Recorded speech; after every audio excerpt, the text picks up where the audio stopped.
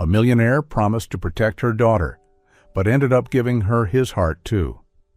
The sunset cast a fiery orange glow over the coastal city of Beaumont, painting the skyline with brilliance as it poured through the towering glass windows of the 48th floor, headquarters of Cole Development Group.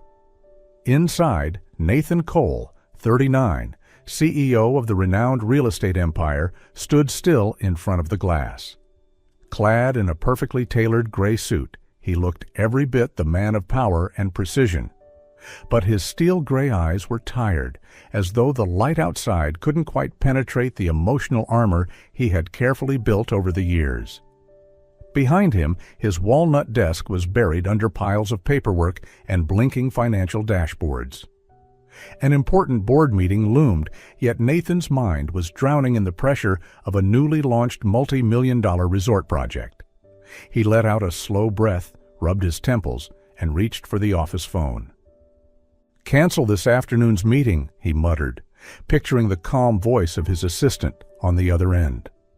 His finger hovered over the contact list and tapped the number he believed belonged to Melanie, his ever-efficient assistant. The phone rang once, twice. Then a voice answered, small, trembling, and nothing like Melanie's. "Are you the man who's coming to take our house?" Nathan froze, his brow furrowed. The voice belonged to a child, fragile but anxious, as if every word was wrung from a heart clenched tight with fear. He set his pen down and leaned back in his chair, trying to process what he had just heard. "No, kid, I think you might have the wrong number," he said, his voice still steady, but not as cold, curiosity softening the edges. He was about to press the red button to end the call when, "Please don't take our house." A tiny, stifled sob slipped through the line, barely audible, but powerful enough to make his heart falter. "My mom and we don't have anywhere else to go." A chill ran down Nathan's spine. He wasn't someone who gave in to emotion easily. In the brutal world of real estate, he had learned to suppress all softness, locking away anything that made him vulnerable. But this voice, so young, so broken, pierced straight through the defenses he had spent decades perfecting. He remembered his own childhood, the nights he and his mother lay awake, fearing the knock that might evict them from their tiny apartment. That memory, long buried, rose up now like a reopened wound. "What's your name?" he asked, his voice softening without his consent. "I'm Lily. I'm 8. Nathan sat up straight, his eyes fixed on the empty air before him, as if trying to see the child behind the voice. Something unfamiliar stirred in his chest, warmth, but also vulnerability. "I'm not the one taking your house," he said quietly, almost as if trying to convince himself. Then, "Can you help us?" Nathan didn't know what made him say yes. Maybe it was the memory. Maybe it was her voice. But he nodded, though Lily couldn't see. "Don't be afraid, Lily," he murmured. "I'll look into this." When the call ended, Nathan remained seated, the phone still in his hand, his gaze lost in the horizon. It wasn't the numbers that haunted him now, not the canceled meeting. It was the voice of an 8-year-old girl, and the way she had awakened a piece of his heart he thought had long since died. The next morning, soft sunlight spilled over the cracked streets of Bayview District, a neighborhood time seemed to have forgotten. Low-rise buildings with peeling paint, windows patched with tape, and creaking wooden staircases stood as faded reminders of better days. It was one of the rundown properties recently acquired by Cole Development for redevelopment. A sleek black SUV pulled up in front of Building 78. The door opened, and Nathan Cole stepped out, his dark gray suit a strange contrast against the chipped walls and the sour smell of mildew in the air. His expensive leather shoes sank slightly into the muddy pavement, marking the first time in years he'd stepped into a place that reminded him of where he came from. He wasn't sure why he had come. Normally, these visits were left to mid-level managers, but Lily's trembling voice had haunted him all night, like a song that wouldn't leave his head. The staircase groaned under his weight. Apartment 3B was on the 3rd floor. His palm was slightly damp, not from fear, but from something unfamiliar. Worry. The door opened. A woman stood before him. Early 30s, sharp brown eyes lined with exhaustion. Her hair was tied in a loose bun with stray strands falling across her forehead. She wore a faded t-shirt and old jeans, yet there was something unyielding in the way she stood, as if guarding something precious behind her. "Who are you?" she asked, her voice low and guarded. Nathan stepped back slightly, raising a hand in reassurance. "I'm not the manager," he said quickly. "My name is Nathan Cole. I called the wrong number last night and spoke to Lily." Maya's eyes narrowed. Her lips pressed into a line. She turned slightly and called softly over her shoulder, "Lily, come here." A small girl emerged from the shadows, clutching a worn-out teddy bear. Her messy brown hair and wide eyes studied Nathan like she was deciding if he was a friend or a threat. "You're the man on the phone," she said quietly, but firmly. Maya folded her arms, her gaze never leaving him. "Why are you here?" Her voice was hard, but underneath it trembled a fear of losing the last place they had to stay. "If this is some kind of joke," she added, "I'm not in the mood." "It's not a joke," Nathan replied, doing his best to keep his tone calm despite the knot in his chest. "I just want to understand what's going on. Lily said something about losing your home." He hesitated. Explaining himself wasn't something he did often. "I'm the CEO of Cole Development, the company that owns this building." Maya stiffened. "So you're here to make sure the eviction stays on schedule?" she snapped. "I just lost my job and—" "Mom," Lily interrupted, grabbing her mother's hand. "Don't be mad. He said he wouldn't take our house." She looked up at Nathan, eyes filled with cautious hope. "I don't want to leave. I'm scared, like when Daddy left and never came back." Lily's words landed like a blade, cutting through the air. Both Nathan and Maya froze. Maya dropped to her knees and pulled Lily close, voice trembling. "Lily, don't say that," she whispered, gently stroking her daughter's tangled hair. She looked up at Nathan, her eyes still wet. "Her father died in a car accident 4 years ago. Since then, it's just been us." Nathan felt a tightness in his throat. He wasn't unfamiliar with grief. His own mother had died in an accident when he was young. But hearing Lily speak of her father stirred something deeper, something raw. He looked around the small apartment, cracked walls, worn furniture, a tiny photo frame resting on a chipped table. This wasn't just a unit, it was their world. "I'm not here to evict you," he said quietly. "I want to help." Maya stared at him. "Are you serious?" Nathan glanced at Lily, still holding tightly to her bear, still pressed against her mother's side. "She made me stop," he said softly, "and I think maybe it's time I started listening." From that moment on, Nathan knew he couldn't remain a detached businessman. He returned the next morning, not with a legal notice, but with an offer. One that came not from his role as CEO, but from something deeper, something human. Maya stood in the 3rd-floor hallway, arms crossed, her eyes still guarded. Nathan had just finished making his offer. A steady job, janitorial supervisor at Cole Tower, complete with benefits and full-time pay. "Are you offering me this out of pity?" she asked, voice low but edged. "No," Nathan replied, meeting her gaze. "I see someone who needs a chance, and I'm in a position to give one." She said nothing. The breeze drifted through the hallway window, carrying the faint scent of the sea. Maya glanced back toward her apartment, where Lily was quietly coloring with a set of old markers. Finally, she gave a small nod. "I'll take it, but I don't owe you anything." "It's not a debt," Nathan said. "It's a partnership." On her first day at Cole Tower, Maya arrived more than an hour early. She wore the new uniform neatly, her hair tied back in a simple bun. Though the job was cleaning, there was precision and purpose in every motion, as if wiping down glass panels was her way of scrubbing away the doubt in her life. Nathan passed her in the lobby later that morning and caught a glimpse of her working. She didn't notice him, but he paused, watching for a moment, and for the first time in years, he didn't feel like the boss. Later that week, Lily began showing up after school. She skipped through the hallways with a small backpack and squeaky sneakers, bringing energy into the polished silence of the tower. "Uncle Nathan," she called when she spotted him stepping off the elevator. "I got an A in math today." Nathan blinked, a little caught off guard, then smiled faintly. "That's impressive. Does that earn you a reward?" "A whale-shaped cookie?" She tilted her head, eyes gleaming. "Deal," he nodded, "but only if I get half."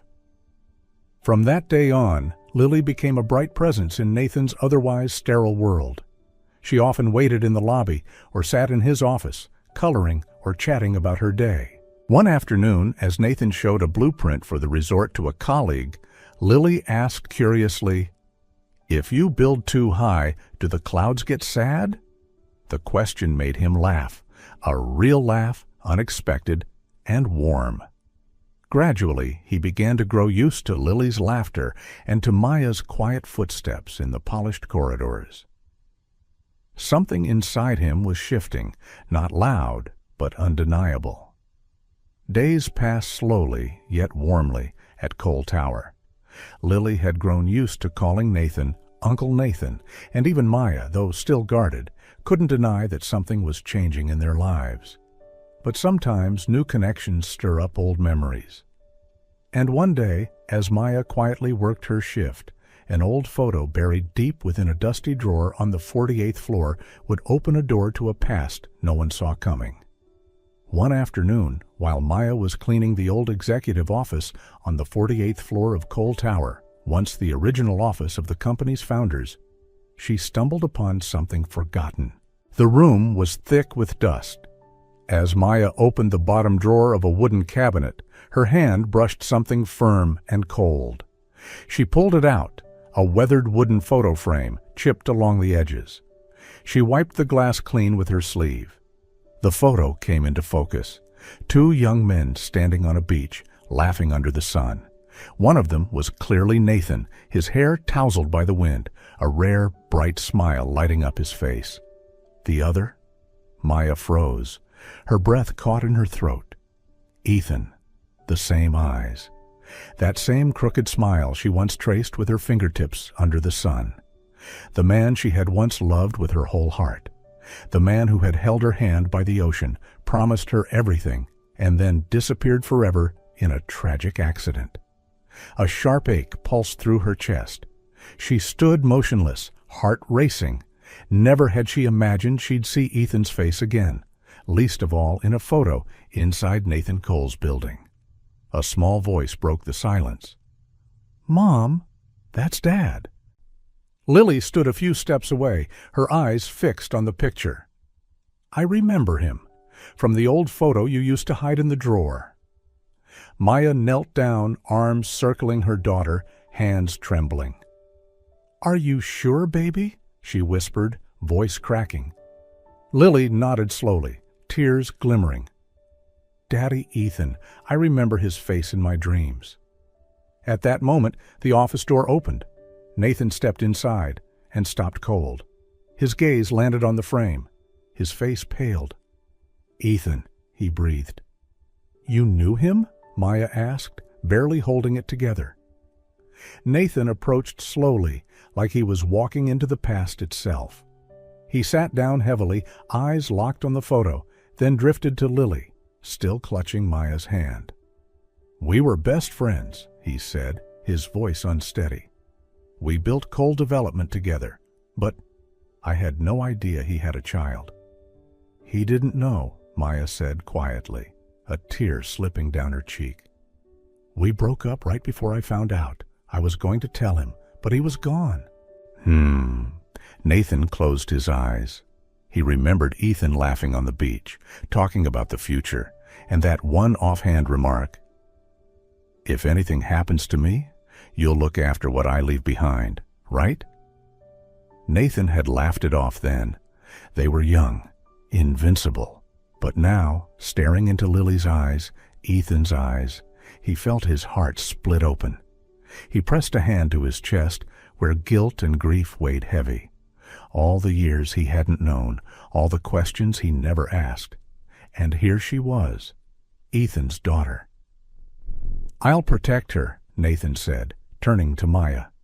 His voice no longer belonged to a CEO, but to a friend, someone trying to make amends for what was lost.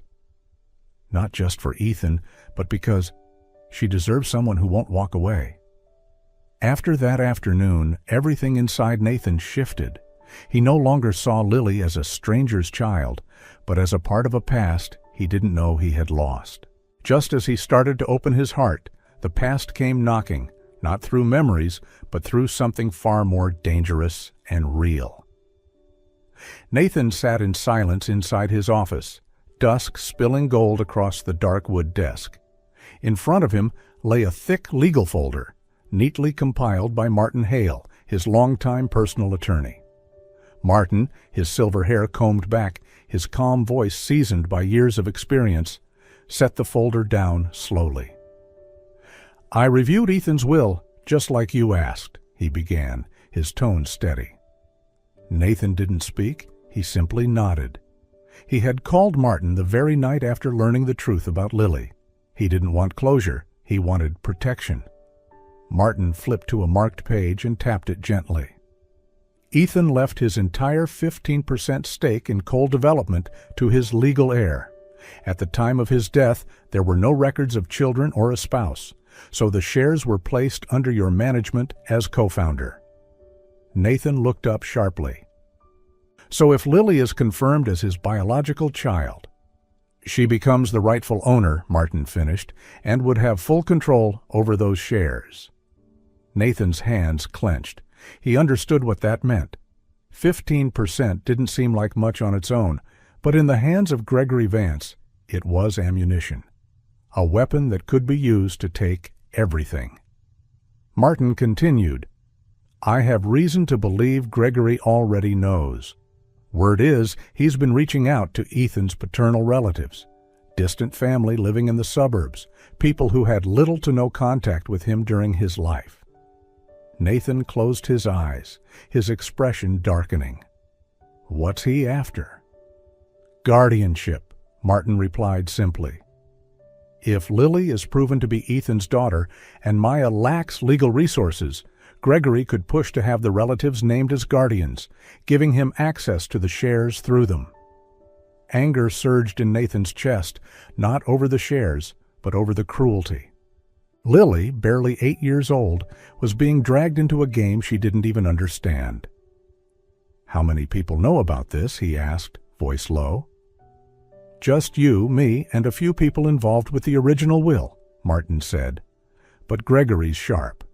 If he gets to Maya or Lily through those relatives, this could escalate fast." Nathan rose, walking to the window. The city of Baymont glittered beneath him. Construction cranes, high-rises, lights shining from new developments. Dreams he and Ethan once built from nothing. But right now, what made his chest feel heavy wasn't stock values. It was Lily's innocent face, the way she'd smiled when she called him Uncle Nathan, now threatened by greed and unfinished business. "She can't fall into his hands," Nathan said firmly. "I won't allow it." Martin's brow furrowed. "If he moves quickly, you're not just risking control of the company. You're risking losing her and Maya." "Then I won't let him get ahead of me," Nathan replied, voice cold and steady. "I'll do whatever it takes to keep them safe." Determination alone wasn't enough. Nathan knew this wouldn't be a battle fought on paper. It would be waged in court. And this time, the enemy wasn't just Gregory. It was a past left unresolved, now clawing its way back with legal force. The news that Lily was Ethan's daughter had finally leaked. Just a week after Nathan's meeting with Martin, Maya received a letter addressed to her old residence. The sender, Ronald and Margaret Brooks, an older couple, relatives from Ethan's paternal side. "Nathan, Gregory has made his move," Martin said flatly. "He's officially backing Ronald and Margaret Brooks, Ethan's paternal aunt and uncle, in a petition for custody of Lily." Nathan's grip on the phone tightened. "On what grounds?" "Biological relation. They claim Maya isn't married to Ethan, has no legal guardianship, and lacks financial stability. It's clear Gregory is behind this." A pause. "If we don't act quickly, they could take Lily." Nathan dropped his head into his hands. He had no more time to delay. The truth had to come out. Everything. That evening, in Maya's small apartment, Nathan stood by the door with the weight of the world in his eyes. Maya was tidying Lily's toys. The girl was asleep on the sofa, curled around her teddy bear. "We need to talk," Nathan said, voice hoarse. Maya looked up, cautious. "About what?" "About Lily and Ethan." He sat down and placed a folder on the table. Maya leaned forward, and when she saw the heading, "Petition for Guardianship, Ronald and Margaret Brooks," her face hardened. "What is this?" Nathan exhaled. "They're Ethan's relatives, and Gregory Vance is funding their legal campaign to take custody of Lily." "Gregory? What does he want?" "He wants Ethan's 15% stake in coal development. If they gain custody, they control Lily's shares. And with that, Gregory gains the leverage he's always wanted." Maya stood, shaking. "And how long have you known this?" "A beat. Then, since before the court ruling." "You didn't tell me?" Her voice shook, more hurt than angry. "After everything, after Lily started calling you Uncle Nathan, you still kept this from me?" Nathan clenched his fists. "I was afraid if I told you you'd run, but now we have no choice but to fight." Maya turned away, tears falling. Then she whispered, "I've lived in shelters, gone days without food, all to protect her." She faced him again, voice steely.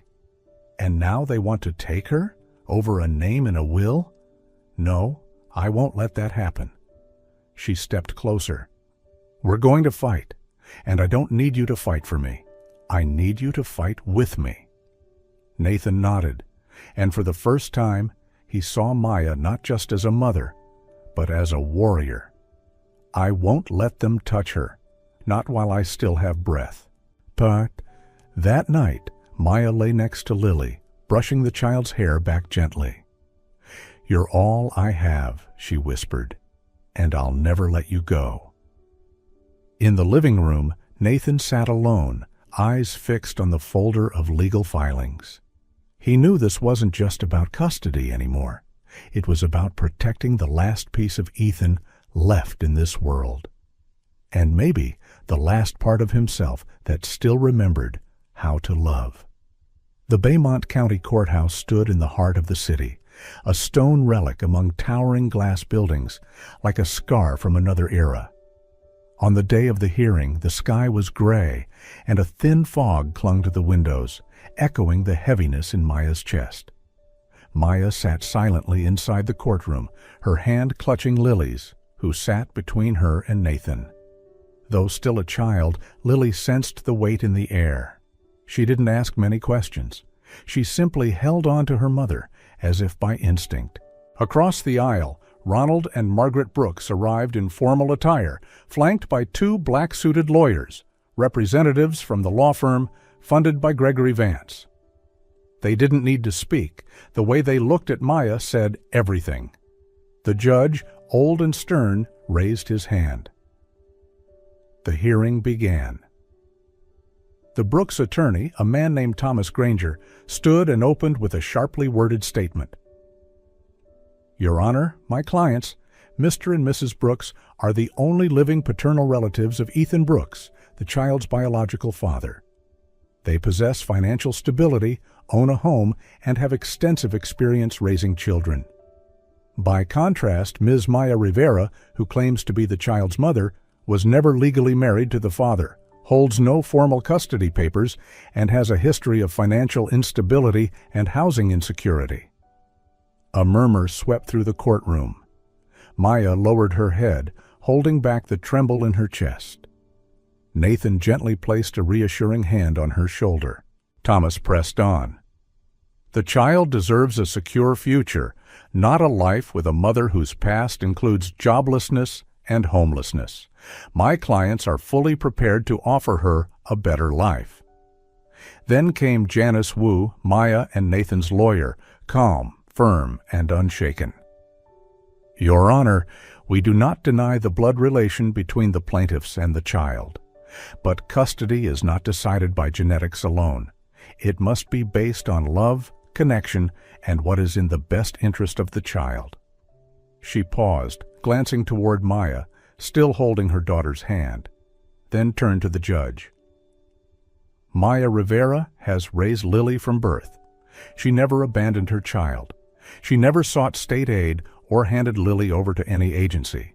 She fought alone for this child's well-being. Janice's tone sharpened.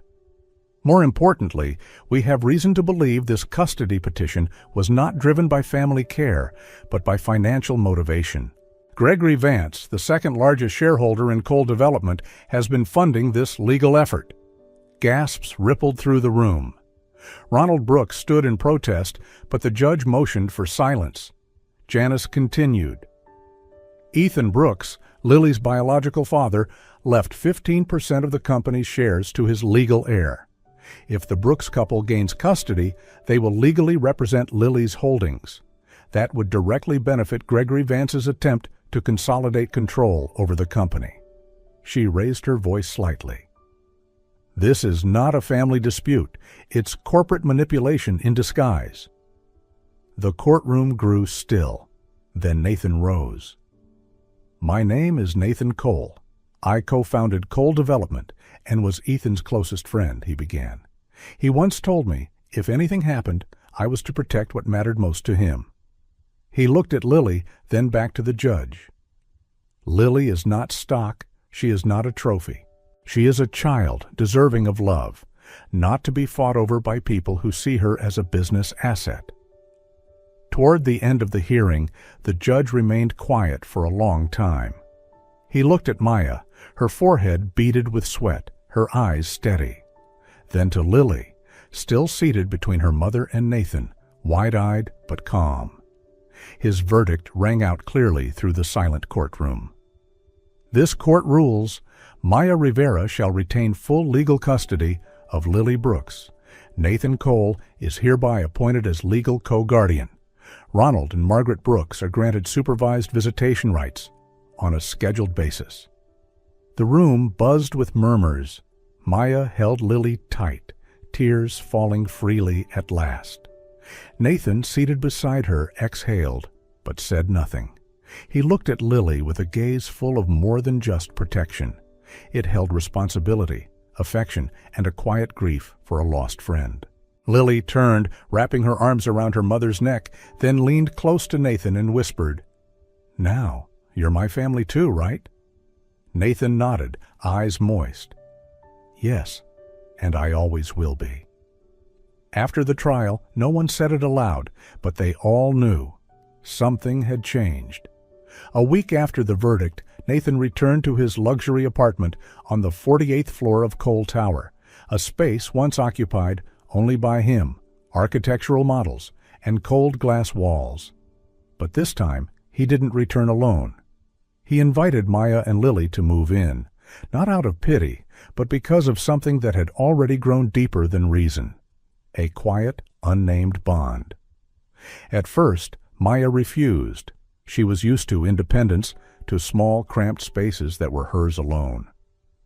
But after several sleepless nights, and after watching Lily grow more attached to Nathan, she said yes. Maybe a roof didn't have to mean fear. Nathan's apartment, with its muted tones, soft lighting, and a balcony that opened out to the sea, suddenly felt transformed by the sound of a child's laughter. Lily ran from room to room, naming every pillow and plant. She started calling Nathan Uncle Nathan as if it were second nature, but in her eyes, he was already a father figure.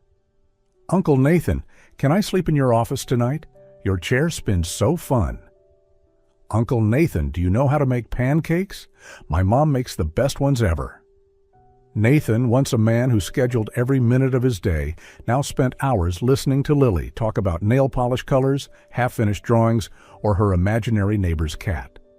As for Maya, she kept her distance. She was grateful. She appreciated everything, but inside her still lived a quiet fear she couldn't quite name.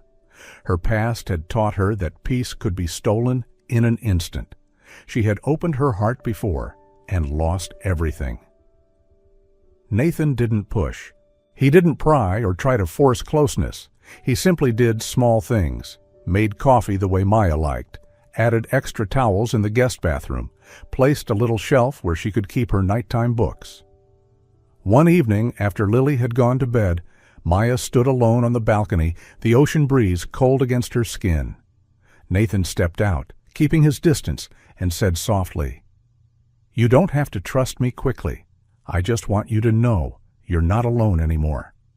Maya didn't answer right away, but for the first time, she didn't turn away. She stayed still, letting the wind move through her tangled hair and let his quiet presence remain beside her. Maybe building a family doesn't start with promises. Maybe it starts when someone chooses to stay. Every day in the 48th floor apartment passed like a lullaby. But for those who've been hurt before, peace is always fragile. And just as Maya feared, it didn't last long. One early weekday morning, Nathan found an envelope on his office desk. No return address.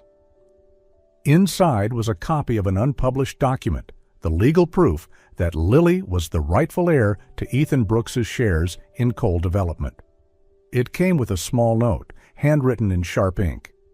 "Choose. Abandon the East Point Resort project or let the world know who really holds the shares." G.V. Nathan gripped the paper, his chest tightening like the cold air outside. Gregory had played his final card, not with legal tactics, but through public pressure.